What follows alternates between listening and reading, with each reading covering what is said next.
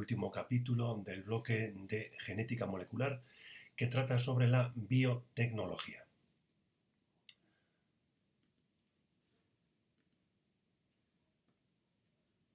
Bien, lo primero que tenemos que tener en cuenta son una serie de definiciones sobre los conceptos de biotecnología que vamos a resumir hablando de ella como un conjunto de técnicas que se emplea para emplear seres vivos en la producción de sustancias útiles para las personas. Dentro de la biotecnología hay distintas ramas de conocimiento y una de ellas es la ingeniería genética. Con estas técnicas de ingeniería genética, lo que vamos a hacer es manipular el ADN, el material genético, con el fin de modificar esos genes e introducirlos en genomas de individuos que carecen de esos genes y dotarlos de alguna ventaja.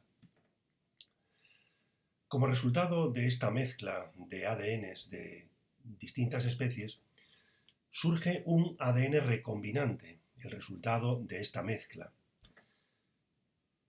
El conjunto de técnicas que se emplean para obtener este ADN recombinante recibe el nombre de tecnología del ADN recombinante. Una de las herramientas básicas empleadas en esta tecnología son las llamadas enzimas de restricción o endonucleasas de restricción. Vamos a poner el puntero láser, esto es. Esas endonucleasas de restricción son enzimas que van a cortar el ADN reconociendo unas secuencias concretas y generar unos bordes, unos extremos cuyas secuencias son palindrómicas, es decir, que se leen igual en un sentido que en otro. Después veremos algunos ejemplos. Estas enzimas ya existen en la naturaleza y forman parte de la dotación genética de algunas bacterias, donde cumplen una función de defensa frente a las infecciones por bacteriófagos. Bueno, aquí tenéis algunos ejemplos de enzimas de restricción aisladas de estas bacterias, de las que reciben su nombre, ¿veis? Son las abreviaturas de la bacteria en la que se encuentra, y estas son las las secuencias de ADN que reconocen específicamente estas enzimas y darían un corte generando bordes asimétricos que veremos después cuando reconocen estas secuencias. Ahí tenéis distintos tipos. Bueno, algo que tenéis que tener claro en este capítulo son las aplicaciones de la ingeniería genética. Aquí os he puesto en un esquema que desarrollaremos en la presentación las distintas aplicaciones en varios ámbitos. Por ejemplo, en la medicina, en el diagnóstico de enfermedades, en la producción de medicamentos, en la clonación terapéutica, en estudios forenses o en terapia génica. En agricultura, producción de plantas transgénicas, con distintas ventajas que veremos después. Se puede mejorar el contenido nutritivo de muchos vegetales o se pueden emplear a las plantas en la producción de medicamentos. En ganadería podemos mejorar el rendimiento de explotaciones ganaderas o en piscifactorías o producir animales transgénicos para utilizarlos como donantes en trasplantes. Se llamarían xenotransplantes al proceder esos órganos de una especie distinta a la humana. Y también, finalmente, aplicaciones en el medio ambiente, en la lucha contra las catástrofes medioambientales, por ejemplo, por contaminación de crudo, de petróleo, en la bioremediación o en la bioadsorción. Veremos después de qué se trata. Bueno, la primera técnica a la que nos vamos a referir es la llamada clonación molecular. No confundáis esta clonación molecular con la clonación de individuos, que también es una aplicación de la biotecnología que veremos después. En este caso, de lo que se trata es de insertar un fragmento de ADN que nos interese, por ejemplo, un gen humano, en una molécula que vamos a llamar vector, es un intermediario, que se utiliza para introducir en una célula huésped y se va a replicar en ella. Por ejemplo, cuando introducimos un gen humano en un plásmido bacteriano para hacer llegar ese gen a una bacteria. El resultado de esta clonación molecular es una molécula recombinante, un ADN recombinante, o clon molecular que está compuesto por las secuencias del ADN insertado y el ADN del vector. El ADN aislado para ser introducido en el vector se denomina ADN pasajero. Por ejemplo, un gen humano sería un ADN pasajero cuando lo introducimos en otra célula. Los vectores más utilizados, no los únicos, pero sí los más utilizados, son los plásmidos de las bacterias y los virus. Vale, aquí tenéis un poco un esquema muy básico de cómo funcionaría. Partimos de una célula humana de la que extraemos el gen que nos interesa. Ese gen lo cortamos con una enzima de restricción que nos va a generar unos bordes palindrómicos, ya veis, asimétricos, los veremos en detalle después. Y una vez que tenemos el ADN de interés humano extraído, lo tenemos que insertar en un vector, que puede ser un plásmido. Ahí tenéis, el plásmido es un anillo de ADN que habría que cortar también con la misma enzima de restricción con la que hemos cortado el ADN humano, para después insertarlo ahí y conseguir que el plásmido entre en la bacteria, haciéndole llegar así el gen humano que nos interesa. Podemos hacer lo mismo con los virus bacteriófagos, virus que infectan a bacterias. En este virus, en su ADN, habríamos cargado previamente el ADN humano de interés y aprovechando la infección del virus a la bacteria, haríamos llegar al interior de esta el ADN de nuestro interés. Bueno, los plásmidos ya hemos dicho que son trozos de ADN circular de doble hélice presente en algunas bacterias, incluso pueden tener más de un ejemplar,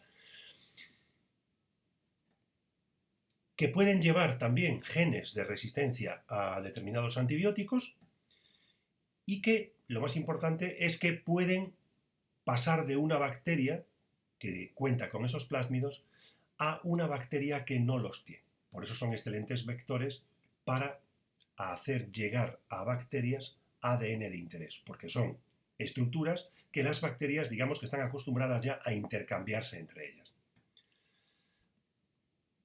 Bueno, aquí veréis otro sencillo esquema de cómo funcionaría la clonación molecular. Tenemos el vector, un plásmido, al que hay que cortar con una enzima de restricción, aquí con la EcoR1, que reconocería una determinada secuencia que podéis ver en la tabla que vimos antes, y genera unos bordes que se llaman palindrómicos, es decir, unos extremos que se leen igual en un sentido que en el sentido inverso. Aquí tenéis, por ejemplo, porque en el ADN, en este caso, imaginaros que es un ADN humano, vamos a cortarlo con la misma enzima de restricción y vamos a generar los mismos bordes palindrómicos. ¿Por qué se hace esto? Para facilitar que cuando pongas en contacto estos trozos de ADN humano cortados con esa enzima de restricción con el plásmido o los plásmidos cortados con la misma enzima, estas secuencias son complementarias, de tal manera que esta secuencia se une con este extremo complementario del plásmido. Y así se puede insertar generando en este caso un ADN recombinante en un plásmido recombinante que es el que se va a aprovechar para hacer llegar este gen a una bacteria. Aquí tenéis el proceso, un poco más en detalle. Repetimos básicamente el proceso. Aquí tenemos trozos de ADN cortados con una determinada enzima de restricción. Insisto, aquí hemos empleado la EcoR1. Esto sería ADN humano. Alguno de estos trozos de ADN contiene un gen de nuestro interés. Y aquí tenemos un plásmido bacteriano. Aquí está el sitio de restricción, es decir, la secuencia que va a ser reconocida por la EcoR1 va a cortar ahí. Este es el gen de resistencia a la ampicilina, un antibiótico, y esto es el origen de replicación del ADN del plásmido. Se corta el plásmido con esa enzima y después se mezclan los ADNs humanos con los plásmidos, esperando que en alguno de esos plásmidos encaje, se una ahí el ADN humano que puede contener o no el gen que nos interese.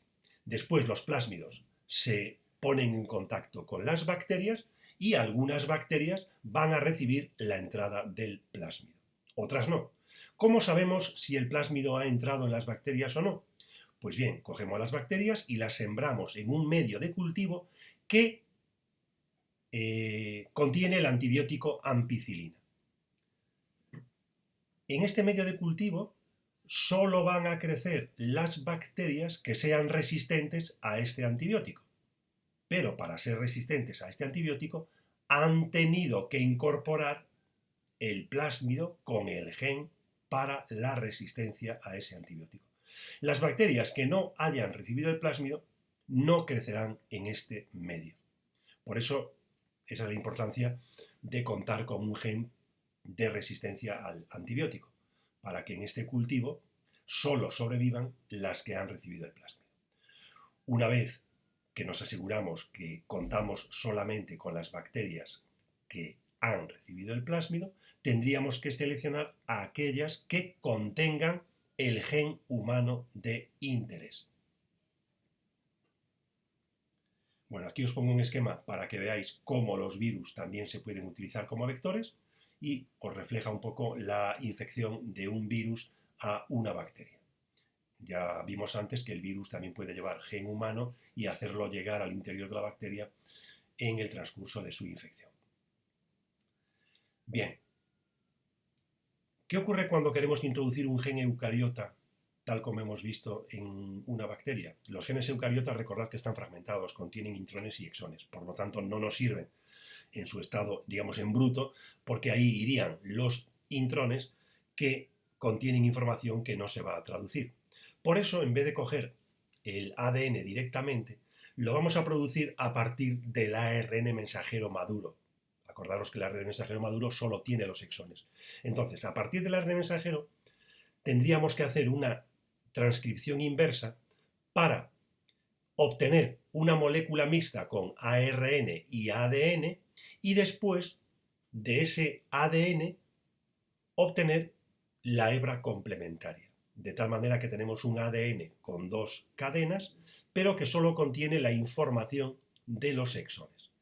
Ahora sí, este ADN es el que vamos a preparar, a cortar con enzimas de restricción para generar los bordes adhesivos y después clonarlo con un plásmido para que se inserte en el plásmido y obtener el plásmido recombinante que utilizaremos para hacer llegar ese ADN al interior de la bacteria.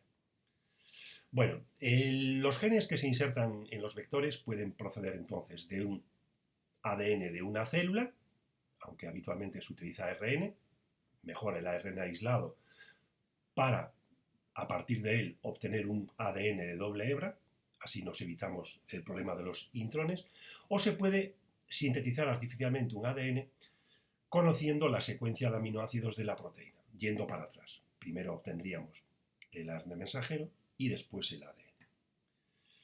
Bueno, aplicaciones de la ingeniería genética. Ingeniería genética y medicina. Primero, diagnóstico de enfermedades. Con esta tecnología podemos detectar en un feto o en una persona los genes alterados responsables de enfermedades genéticas como la anemia falciforme, la hemofilia, la enfermedad de Huntington, etc.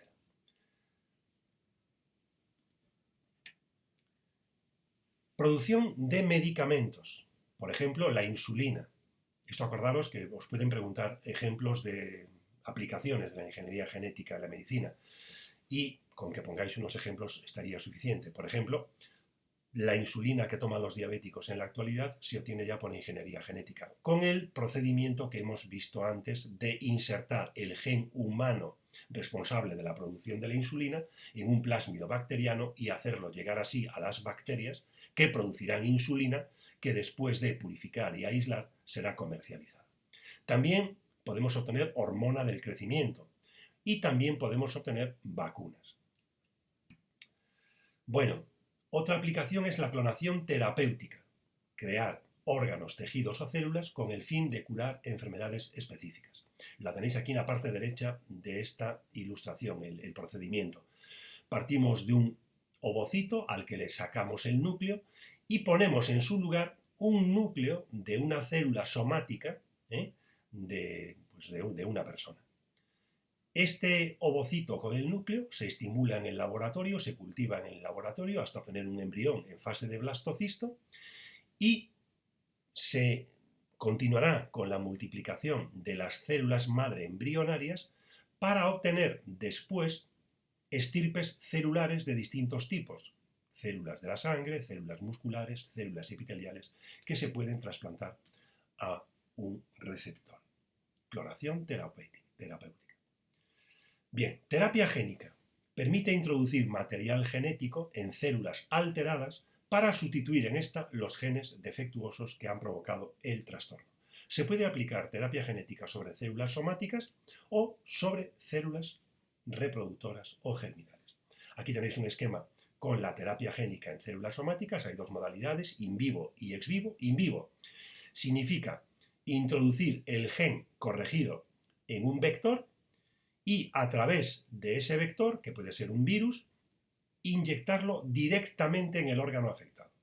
O bien, ex vivo, se utiliza también el gen modificado a través de un vector, que aquí es un virus, pero que se introduce en células madre procedentes del individuo o cultivadas en laboratorio, pero el vector se introduce en las células madre cultivadas en el laboratorio. Y una vez tratadas y cultivadas en el laboratorio, se insertarían o se trasplantarían las células madre al paciente. Y aquí tenemos un esquemita sobre la terapia germinal. Lo que se modifican aquí son el cigoto, resultado de la fecundación, en el que vamos a introducir un gen humano, digamos, sano, no alterado, para corregir un posible defecto en el material genético de este cigoto. De tal manera que el posterior desarrollo hasta un individuo, lo que se trata es que el individuo disponga del gen sano en todas sus células y evitar así una enfermedad. Esta terapia aún, digamos que ha tenido algunos reveses y está prohibida en muchos países occidentales. Tiene que ser sometida a mejoras, digamos, en su procedimiento. Vale. Aplicaciones de ingeniería genética en la agricultura. Fundamentalmente se trata de obtener plantas transgénicas, plantas con genes insertados, con la finalidad de conseguir resistencia a herbicidas, a plaguicidas, mejorar el producto, por ejemplo, aumentar su contenido nutritivo. Ya hay arroz transgénico, hay muchos vegetales que comemos que son transgénicos, o producir plantas farmacéuticas, es decir, plantas que elaboren sustancias que tengan una aplicación para nosotros. Pueden ser usadas para producir anticuerpos o componentes de vacunas. Ingeniería, bueno, aquí tenéis antes de eso un esquemita de cómo se consiguen plantas transgénicas. Es introducir un gen de otra especie en el genoma de una planta que carece de él, para darle una ventaja que ella misma no tiene, ¿no? Por ejemplo, resistencia al frío, resistencia a plaguicidas, etc. O sea, una planta que tiene un gen de resistencia a una determinada sustancia química se extrae de una planta que lo posee y se introduce en una planta que no lo tiene. El resultado, una planta transgénica porque contiene genes que no son suyos. Eso es el concepto de transgénico. Vale. En ganadería vamos a producir también animales transgénicos, el mismo concepto, introducir en animales genes que no poseen de forma natural, con la finalidad de conseguir sustancias de uso terapéutico, medicamentos básicamente, por ejemplo el factor 8 de coagulación, que le falta a las personas hemofílicas, aumentar la producción de leche o de carne de esa explotación, o aumentar, muy importante en explotaciones, en piscifactorías, en granjas, la resistencia de los animales a enfermedades. Bien, más aplicaciones de la biotecnología. La clonación reproductiva. Es decir, la clonación reproductiva se diferencia de la clonación terapéutica en que aquí el objetivo es generar un individuo idéntico a uno dado, un clon. Bueno, aquí tenemos el desarrollo normal de un individuo, lo que sabemos: fecundación, formación de un cigoto, formación de un embrión, y ese embrión cultivado en el laboratorio se implantaría en el aparato reproductor de una abeja.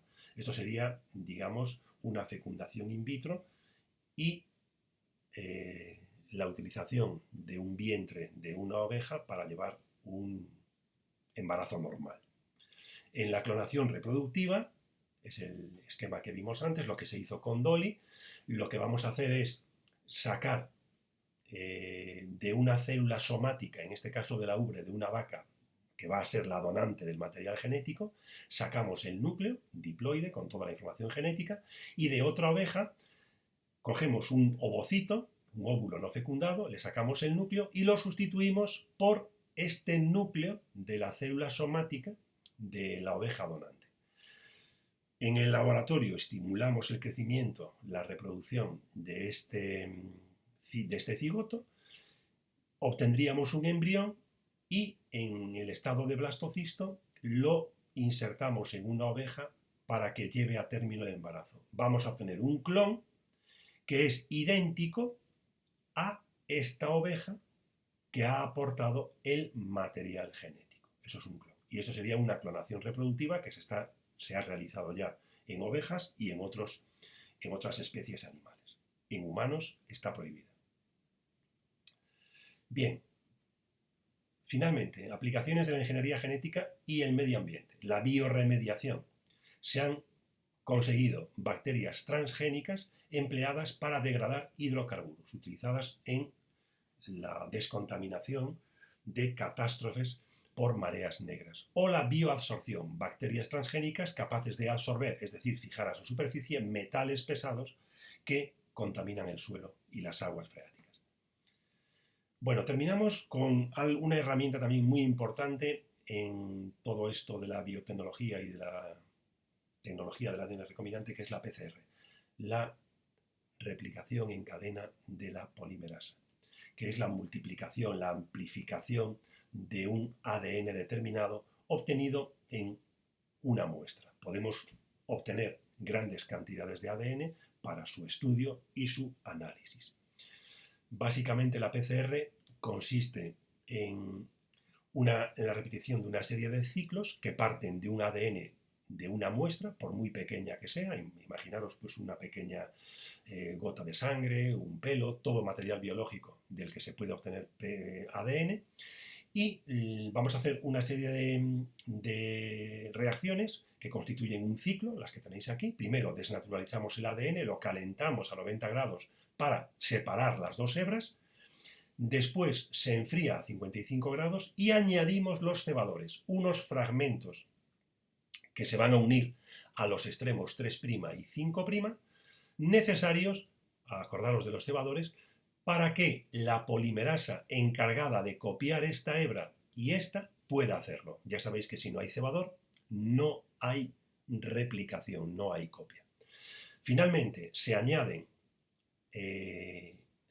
la polimerasa, es una polimerasa extraída de unas bacterias que viven en charcas hidrotermales, que aguantan mucho estas temperaturas, y que lo que va a hacer esta polimerasa es alargarme el cebador y copiarme esta cadena. Fin del ciclo. Tenemos dos cadenas de ADN idénticas a esta original. Finalizado el primer ciclo, lo que hacemos es repetir el proceso, volver a calentar, separar estas dos hebras, añadir cebadores, y la misma enzima volverá a copiarnos de nuevo estas cadenas. Esto lo vamos repitiendo y amplificando la cantidad de ADN. Por muy pequeña que fuese la inicial, vamos a obtener moléculas idénticas en cantidades pues muy grandes, ¿no? Esto lo hace, obviamente, la maquinita que visteis antes en la anterior diapositiva de forma automática. ¿Cuáles son las aplicaciones de la PCR? Pues la primera, amplificar una pequeña muestra de ADN, analizar ADN de células embrionarias, estudiar el material genético de virus que es difícil de obtener. Acordaros ahora mismo de lo que estáis escuchando en la tele sobre el test de la PCR, que se está utilizando para identificar el ARN del coronavirus y saber si las personas estamos infectadas por ese virus. Bien, pues esto es todo sobre este tema. Es un tema, bueno, que cierra este bloque. No suele caer mucho en selectividad de este bloque, y en las actividades que están colgadas en el aula virtual tenéis algunas preguntas sobre el capítulo que podéis ir haciendo ya. Bueno, nos vemos entonces en la próxima entrega. Hasta